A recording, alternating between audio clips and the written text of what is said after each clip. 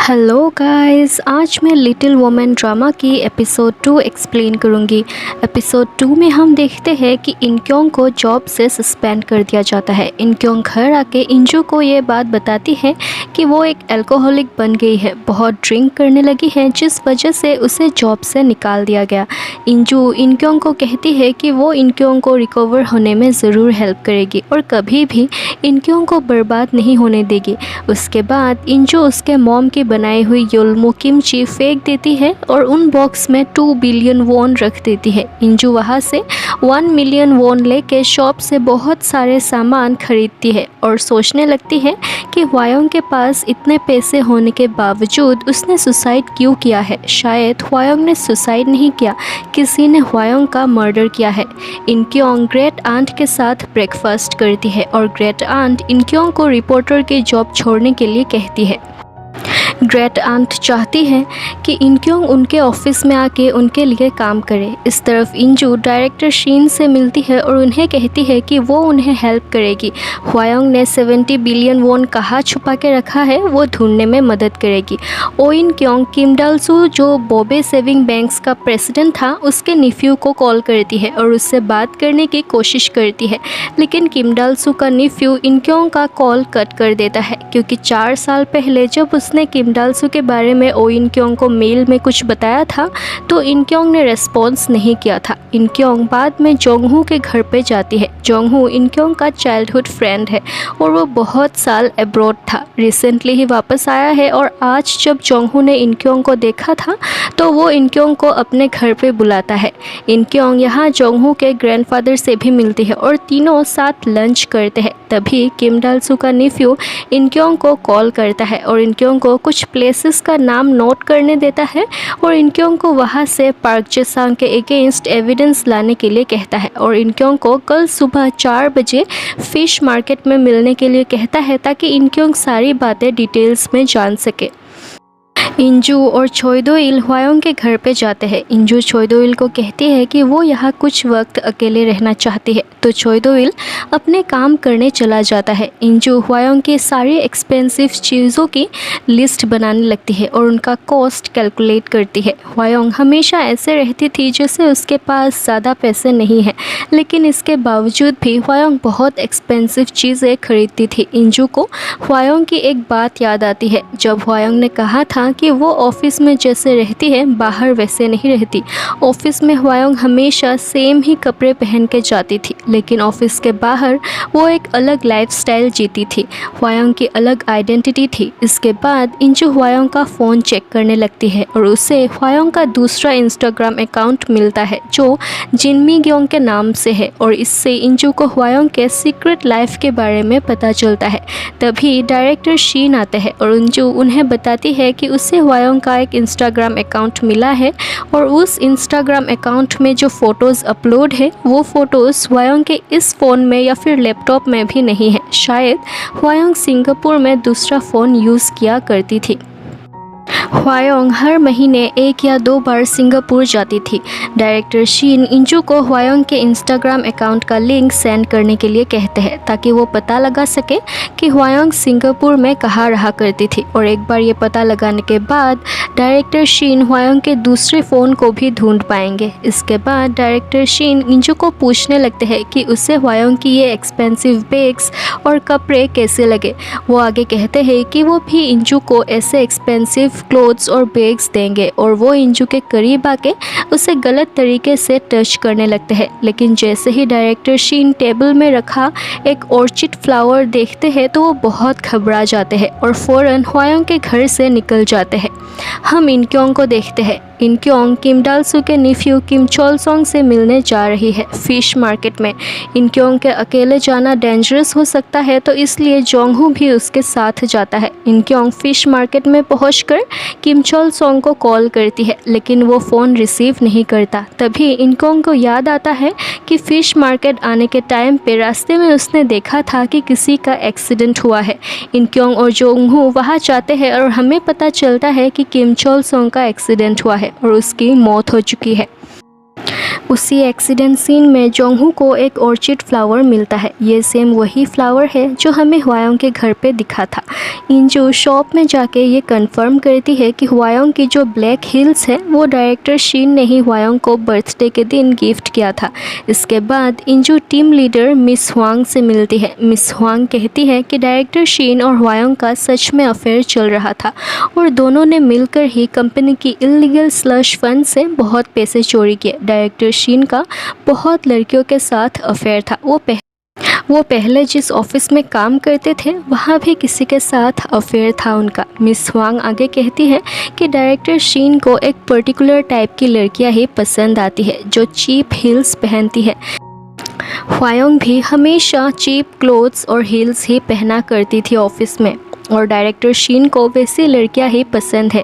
उन्हें rich family की लड़कियों में कोई इंटरेस्ट नहीं है। इसके बाद इंजू फिर से हवायोंग की इंस्टाग्राम अकाउंट चेक करने लगती है और सोचने लगती है कि हवायोंग हमेशा सेम कपड़े पहनती थी, लेकिन जब वो इंग्लिश और कंप्यूटर की क्लासेस अटेंड करने जाती थी, रेस्टोरेंट्स में जाती थी या फिर शॉपिंग करने जाती थी और जब वो सिंगापुर में जाती थी तो हवायोंग एक अलग ही इंसान बन जाती थी। उसकी एक अलग आइडेंटिटी थी। इंजू चोइदोइल से मिलती है और उसे बताती है कि हवायोंग को ब्लैक हील्स डायरेक्टर शीन ने ही गिफ्ट किया था। इंजू चोइदोइल से मिलती है और उससे बताती है कि हवायोंग को ब्लैक हील्स डायरेक्टर शीन ने ही गिफ्ट किया था।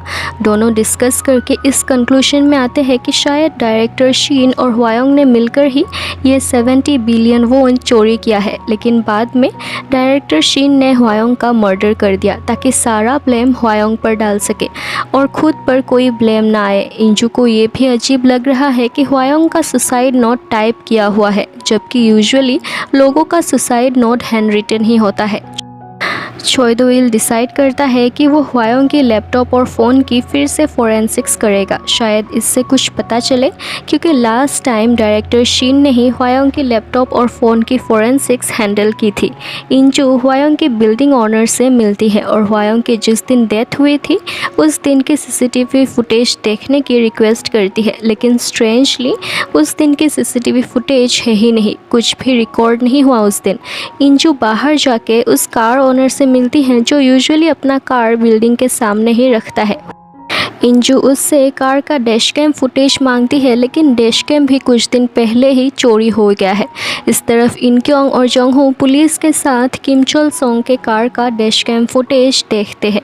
वो लोग उस दिन की रिकॉर्डिंग देखते हैं जिस दिन किम चोल सोंग का डेथ हुआ है और उन्हें पता चलता है कि किम चोल सोंग का कार का ब्रेक्स काम नहीं कर रहा था, जिस वजह से उसकी कार की एक्सीडेंट हुई थी और उसकी मौत हो गई थी।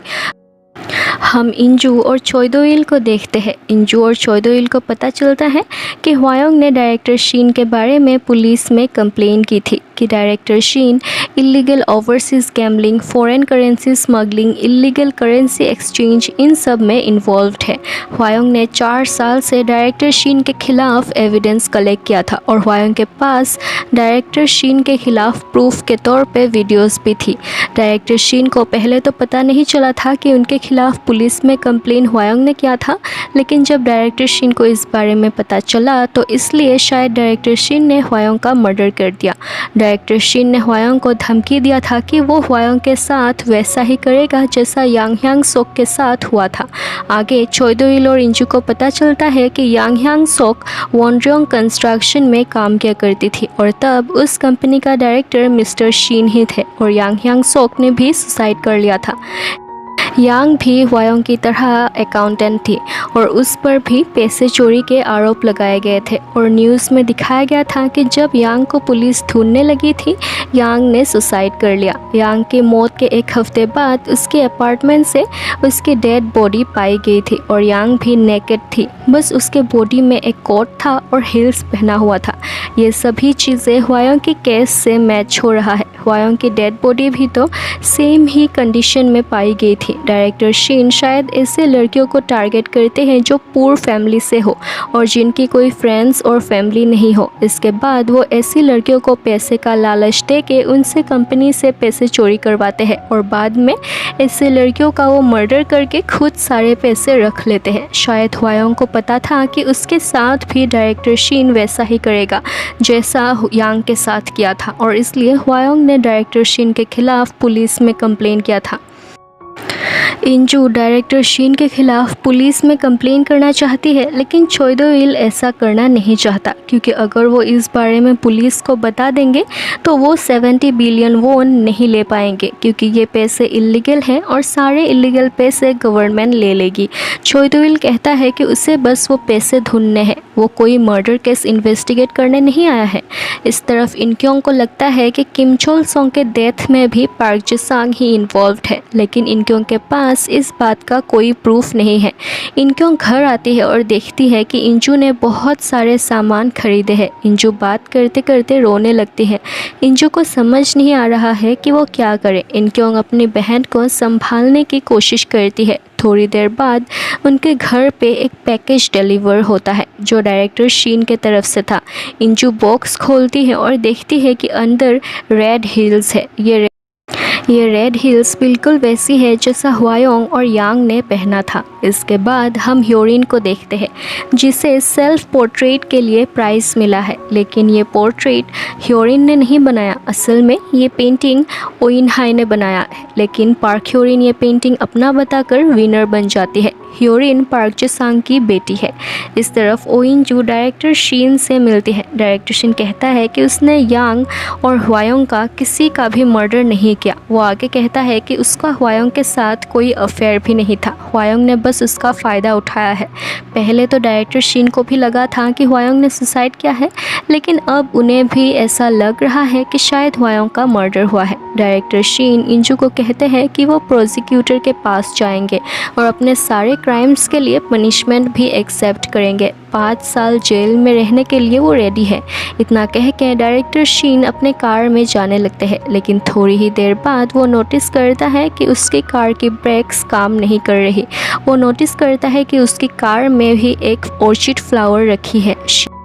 डायरेक्टर शीन अपना कार कंट्रोल नहीं कर पाता और उसकी कार रूफटॉप पार्किंग एरिया से नीचे गिर जाती है और डायरेक्टर शीन की मौत हो जाती है और यहीं पे एपिसोड 2 एंड होती है। Guys, thank you so much for watching this video. अगर आपको ये वीडियो अच्छी लगी तो please like, share and subscribe कर देना। बाय।